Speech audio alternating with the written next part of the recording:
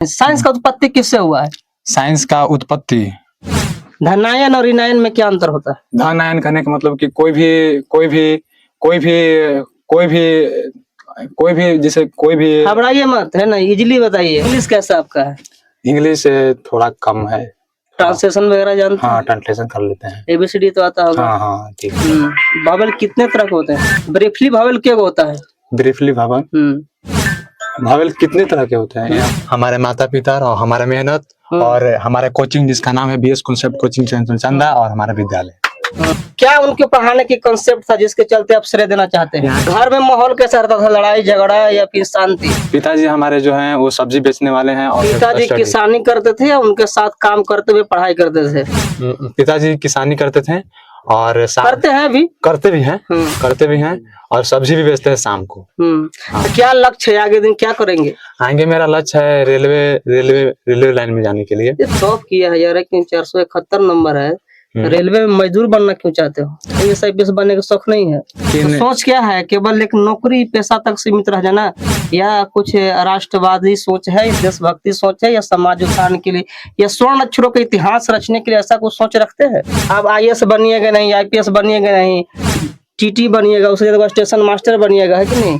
आर्थिक तंगी पूरा जीवन खत्म नहीं होता है। तो बात बोलेगा ना आप सन्ने रह जाइएगा, लेकिन कोई स्थिति क्या है वही है जिसके आप कामना नहीं कर सकते हैं। इंटर के तैयारी करेंगे, कहाँ से करेंगे? गांव से करेंगे या फिर शहर जाने का भी इरादा है? जो मेरा कोचिंग है बीएस कॉन्सेप्ट कोचिंग, वहीं से करेंगे। वहीं से करिएगा?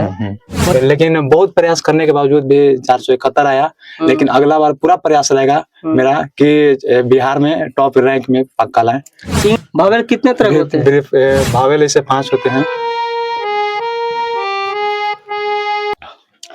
नमस्कार दोस्तों, मैं सुशील कुमार सिंह और आप देख रहे हैं संविधान तक। इस वक्त मेरी मौजूदगी अरवल जिला के उपाध्याय बिघा ग्राम में है, जहां पर बच्चा 471 नंबर 471 नंबर ला करके गांव का नाम रोशन किया है। और बता दें कि हम स्पेशली इनके लिए पटना से चल करके आए हैं और एक मात्र उद्देश्य है कि ग्रामीण जो बच्चे हैं उनको भी मनोबल ऊंचा हो, उन्हें भी लोग जाने, इसके लेकर के हम आए हैं। और ये बच्चे ग्राम में रह करके पढ़ाई की है। कहा गया है कि सुदूरवर्ती इलाके में शिक्षा बेहतर नहीं मिलता है, लेकिन बता दे कि इस पर जितने भी टॉपर किए, चाहे वो इंटर की मामला हो या फिर मैट्रिक का, दोनों के दोनों टॉपर और सेकेंड सभी लोग ग्रामीण क्षेत्रों से आ रहे हैं। तो बहुत बड़ी अचीवमेंट है ग्रामीण परिवेश में पढ़ाने वाले शिक्षकों के लिए, क्योंकि उनकी जो डेडिकेशन है, जिस तरह हमें लगता है कि ठीक इसी तरह से ग्रामीण क्षेत्रों के शिक्षक भी प्रतिज्ञा कर चुके हैं कि गांव के बच्चों को बेहतर शिक्षा दे करके बेहतर रैंक लाने का काम करेंगे और राज्यव्यापी नाम शोहरत हासिल करवाने का काम करेंगे। और वो प्रतिज्ञा में कहीं न कहीं ग्रामीण क्षेत्रों के शिक्षक सफल होते दिख रहे हैं। क्या नाम है छोटू? अमित कुमार। अमित कुमार, 471 नंबर आया, किनको श्रेय देना चाहिएगा? नहीं जानते हैं? देखो, कुछ भावेल हो गया, एगो सेमी भावेल हो गया, एगो संक्षिप्त vowel, semi vowel, consonant, 3 vowel हो गया ना? बताइए कौन कौन होता है? वही भावेल तो इसे 5 होता है। 5 तो हो गया ना। हम सेमी भावेल क्या होता है?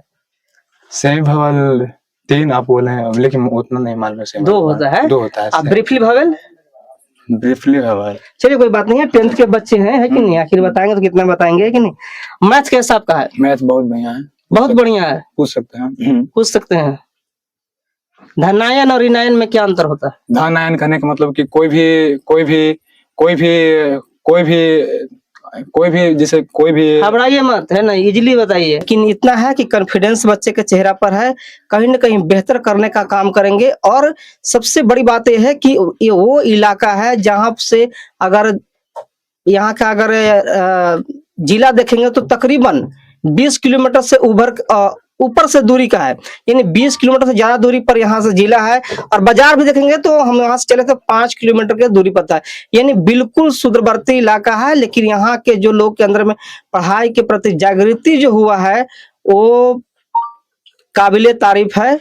और यही वजह है कि जितने भी लोग टॉप किए, ग्रामीण क्षेत्र के लोग किए, वहां आपको दिखलाए थे। जो बिहार लेवल पर सेकेंड आए थे आकाश, वो तकरीबन बाजार से 8-8 किलोमीटर के दूरी पर थे बिल्कुल सुदूरवर्ती इलाका, लेकिन पढ़ाई का जुनून सवार था और राज्य स्तरीय सेकंड आने का काम किए। तो हम समझते हैं कि अवसर यदि दिया जाए तो बाबा साहेब भीमराव अंबेडकर के सपनों का यदि कोई पूरा करने का काम करेगा तो यही मजदूर किसान मध्यम वर्ग के युवा लोग ही कर पाएंगे। लेकिन सबसे बड़ी सवाल ये है कि जो बाबा साहेब का सपना था कि हमें पढ़े लिखे लोगों से जो उम्मीदें थी समाज को उत्थान के लेकर के, वो कहीं न कहीं विफल होता दिख रहा है। उनकी सपनों का साकारना इन युवाओं के कंधे पर होगा। ये युवा तभी अपनी जिम्मेदारी को समझ पाएंगे जब उनकी जीवनी को पढ़ पाएंगे और जान पाएंगे। आपका सबसे फेवरेट सब्जेक्ट कौन सा है? फेवरेट तो है साइंस। साइंस का उत्पत्ति किससे हुआ है? साइंस का उत्पत्ति प्रकाश के प्रवर्तन से आप क्या समझते हैं? प्रकाश के प्रवर्तन से हम यह समझते हैं कि कोई भी प्रकाश, किसी प्रकाशीय स्रोत से आ रहे प्रकाश की किरणें किसी चिकनी या चमकीली सतह पर पड़ती है तो पढ़ने के बाद वह जिस दिशा में जाती है उसे ही प्रकाश का प्रवर्तन कहते हैं। और केमिस्ट्री वगैरह जानते हैं? केमिस्ट्री के बारे में क्या परिचय कुछ दीजिएगा? केमिस्ट्री के बारे में क्या चीज का अध्ययन है केमिस्ट्री में?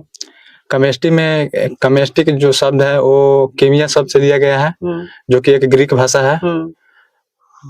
ठीक है। और इसमें क्या चीज का अध्ययन होता है? केमिस्ट्री में क्या चीज का अध्ययन होता है? केमिस्ट्री रसायन चीज का, केमिकल चीज का अध्ययन किया जाता है। अध्ययन किया जाता है। और क्या बताइएगा आप? हिंदी वगैरह जानते हैं? हाँ। व्याकरण वगैरह जानते हैं? हाँ जानते हैं। व्याकरण क्या है? व्याकरण उस शास्त्र को कहते हैं जिसे शुद्ध लिखना पढ़ना बोलना आ जाए उसे व्याकरण कहते हैं। यौगिक क्या है? यौगिक द्वैधाधिक तत्व द्वैधाधिक तत्व जब आपस में अभिक्रिया करता है। अब वो नहीं, हिंदी से पूछ रहे हैं। अच्छा, यौगिक हिंदी है। यौगिक नहीं पढ़े हैं? पढ़ाई करते करते कभी ऐसा होता है कि मन उब जाता है, लगता है कि अब छोड़ दे, है कि नहीं? ऐसा कभी हुआ आपके साथ? ऐसा तो हुआ है, लेकिन जब भी ऐसा लगता था ना तो माता पिता के एक उम्मीद याद करते थे कि क्या उम्मीद याद करते थे? क्योंकि हमारे किस तरह से गरीबी से उठा करके हमको ला रहे हैं। क्योंकि हमारे माता पिता हमारे लिए बहुत त्याग किए हैं, वही त्याग को बहुत याद करते थे। तो हर माता पिता लोग करता है। हाँ वो तो है, लेकिन माँ बाप के सपनों को साकारना चाहते हैं। हाँ। मम्मी पापा का क्या सपना है आपसे? मम्मी पापा हमसे ही उम्मीद लगाए हुए हैं कि हमारे जो बेटा है वही अपने सपने को साकार करेगा। कितने भाई आप हैं? हमारे भाई हम मिला के हमारे भाई 3 हैं। 3 हैं। बहन 2 है, जो कि बड़ी है, दोनों सबसे बड़ी है। वो पढ़ाई कर ली? हाँ पढ़ाई कर ली। पढ़े में मन लगता है? हाँ। कुछ सवाल पूछे? पूछिए। सही। पूछिए। घात द्विघात। घात क्या है? घात मतलब होता है कि कोई भी संख्या का वही गुना, वही घात है। प्रकाश परिवर्तन क्या है? प्रकाश का परिवर्तन क्या है तो कोई भी किसी भी प्रकाशीय स्रोत से और कोई भी प्रकाश की किरण आता है, कोई भी चिकनी या चमकीली सतह पर वह टकराता है तो उसी माध्यम में वह लौट जाता है। व्याकरण जानते हैं? वही प्रकाश का परिवर्तन है। व्याकरण जानते हैं। शब्द के कितने भेद हैं? शब्द के ऐसे तो आधार पर बांटा गया है, जैसे कि अर्थ के आधार पर हो गया, रचना के आधार पर हो गया, बनावट के आधार पर हो गया, उत्पत्ति के आधार पर हो गया, ऐसे।